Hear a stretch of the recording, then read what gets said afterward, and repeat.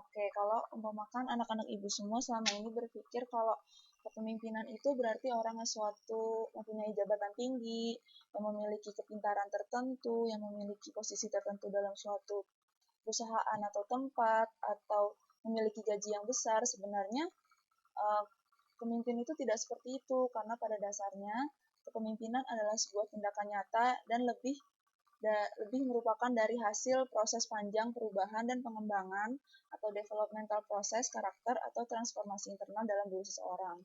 Jadi jiwa kepemimpinan merupakan proses panjang yang dilalui orang dalam berkembang untuk mengembangkan dirinya agar bisa menjadi seseorang yang lebih baik.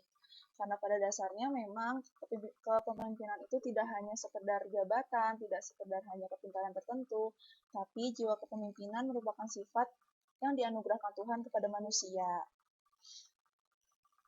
Sifat ini sifat yang membuat seseorang mampu mengendalikan dan mengatur terhadap sekelompok atau seseorang dalam sebuah organisasi seperti sekolah, tempat, dan keluarga. Jadi, jika seseorang pada saat itu telah menemukan visi misi atau tujuan dalam hidupnya, serta ia mampu membentuk karakter yang kuat, kokoh, dan pada setiap ucapannya ia itu bisa mempertanggungjawabkannya, ada tindakan dari pembicaraan yang dia ucapkan dan memberikan pengaruh pada orang-orang sekitarnya, dan dengan keberadaannya mendorong sebuah gerakan baru, maka bisa diyakini bahwa orang tersebut memiliki jiwa kepemimpinan. Nah, pemimpin yang baik dan pemimpin yang efektif adalah mereka yang mampu menyesuaikan gaya kepemimpinan mereka terhadap orang-orang tertentu. Jadi mereka tidak memaksakan kehendak dan tidak memaksakan keinginannya sendiri, tapi memperhatikan keinginan orang lain dalam memimpin sesuatu seperti itu. Pemimpin yang baik merupakan pemimpin yang mampu beradaptasi dengan lingkungan dan orang-orang di sekitarnya.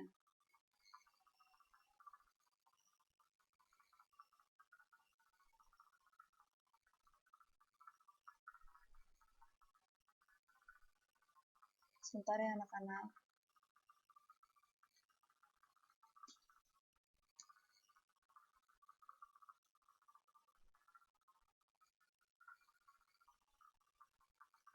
Nah, dari jenis kepemimpinan ini, kepemimpinan itu ada dua. Yang pertama, habitual leader sama situational leader. Habitual leader adalah orang yang sudah secara terbiasa untuk memimpin keadaan apapun, dan memang sangat orang-orang yang seperti ini tuh beruntung karena memiliki jiwa kepemimpinan.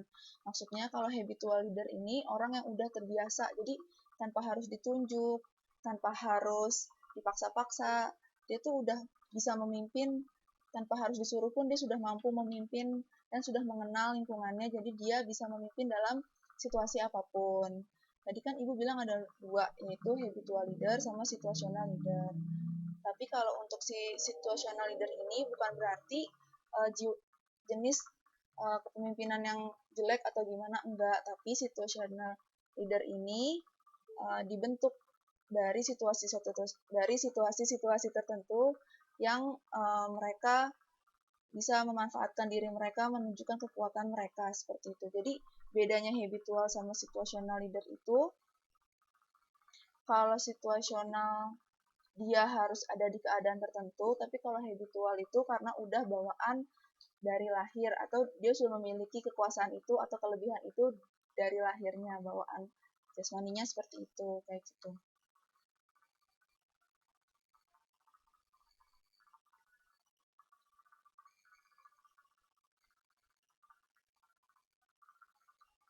Nah, di sini ada 4 gaya kepemimpinan situasional. Oke, di sini ada 4. Yang pertama ada telling, ada selling, ada participating, ada delegation. Jadi kalau telling itu kondisi di mana pemimpin hanya memberikan instruksi yang jelas serta mengawasi pekerjaan langsung dari pengikut atau anggotanya. Jadi di sini itu pemimpin hanya memberikan tugas kepada anggota kelompoknya. Jadi dalam pendekatannya ini perilaku pemimpinnya itu bersifat pengarah atau direktif.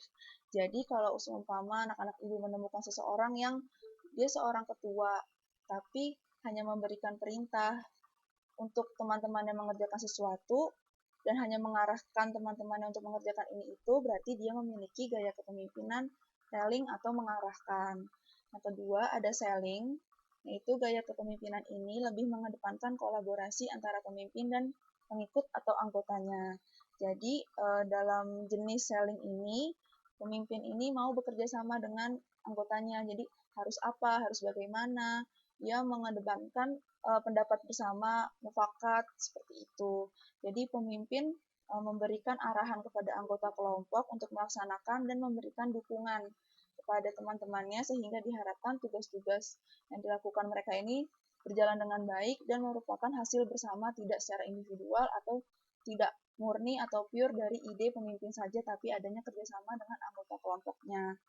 Yang ketiga ada tipe kepemimpinan participating, yaitu pemimpin cenderung mendorong individu atau kelompok untuk berbagi ide. Jadi di sini itu pemimpin cenderung hanya membujuk anggota kelompoknya untuk memberikan pengambilan keputusan. Jadi pemimpin tidak mau segala keputusan dalam kelompoknya ini hanya keputusan dia, tapi keputusan bersama. Tapi di tipe ini pemimpin itu selalu membujuk bawahannya supaya dia bisa menyampaikan pendapat-pendapatnya gitu. Peran pemimpin dalam tipe ini hanya fasilitator, sehingga hanya memfasilitasi kebutuhan-kebutuhan para anggotanya, dan mereka hanya mengandalkan komunikasi yang baik. Jadi jika pemimpin memiliki komunikasi yang baik, dia juga mampu memimpin anggota kelompoknya. Namun untuk participating, di sini biasanya anggota kelompoknya itu pasif, sehingga pemimpin harus terus mendorong agar anggota kelompoknya berani menyampaikan pendapat. Yang terakhir itu delegating atau S4. Di sini gaya kepemimpinan ini cenderung tidak terlalu banyak terlibat dengan anggotanya. Jadi di sini pemimpin hanya memberikan arahan atau mandat-mandat kepada teman-temannya, dan dalam pelaksanaan pengerjaannya itu ia tidak memberikan arahan lebih atau tidak mencampuri urusannya. Jadi biasanya kalau anak-anak ibu menemukan seseorang yang hanya dia ketua kelompok nih, dia hanya ngasih tugas yang harus lo kerjain ini. Terus dia nggak mau tahu tuh ke depannya gimana, berarti dia bisa jadi memiliki tipe kepemimpinan situasional jenis delegating, kayak gitu.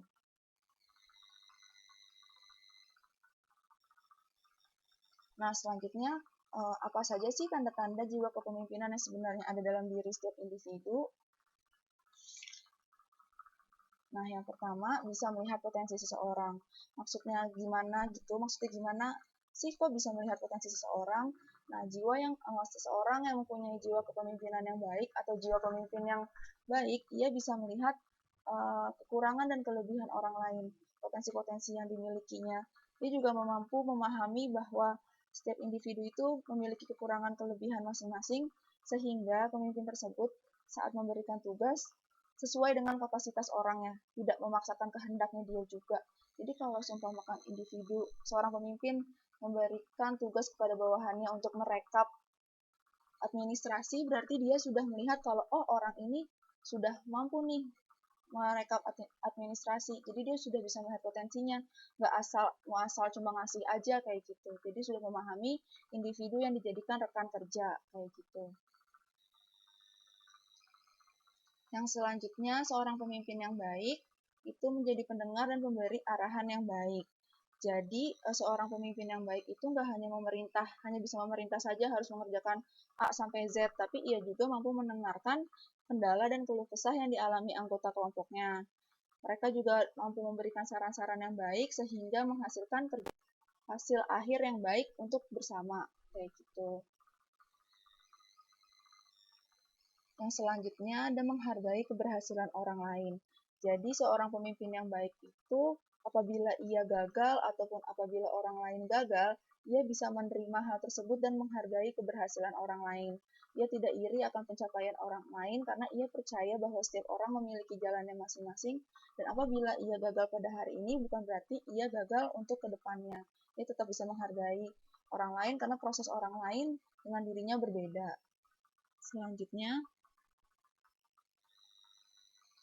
seorang pemimpin yang baik dia harus mau atau dia mau belajar dan nggak nyerah. Jadi seorang pemimpin